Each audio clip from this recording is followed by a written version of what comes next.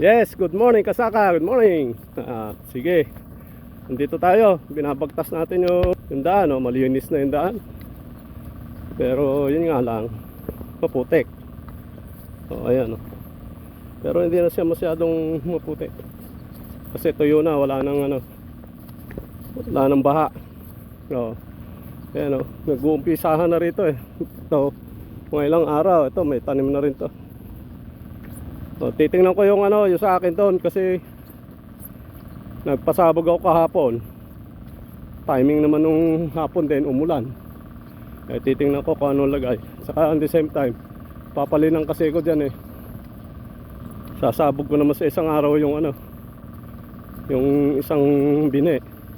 Bali, 2 beses akong nagpasabog. Kasi nga malalim nga rin eh.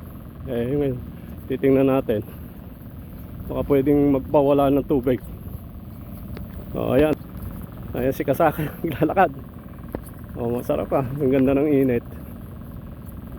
Ano pa lang ngayon, mga 9. Kaya yung init niya, grabe init.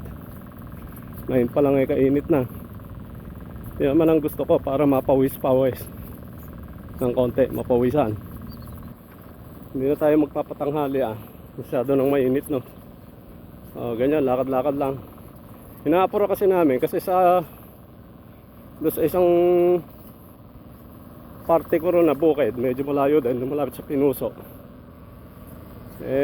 Kailangan sabayan ko rin yung mga gumagawa ron dahil hindi naman ako pwedeng mauna. Hindi rin ako pwedeng mahuli, wala akong dadaanan. Kaya kailangan matapos namin to bago mag-umpisa doon. Sasabayan namin yung mga katabing bukid namin. Ayan tinan nyo patubig gahanda na. Medyo pa rin, malambot yung lupa. Wala na kaming tapos na irotuhin namin dito. Naglilinang na lang kasi nga nakababad na ako eh.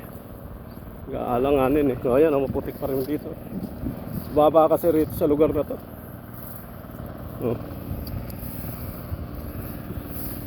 Putik. Diyan lang naman. Yung ibang lugar hindi naman. Ayan, yung kasama ko naglilinang doon. Patubig.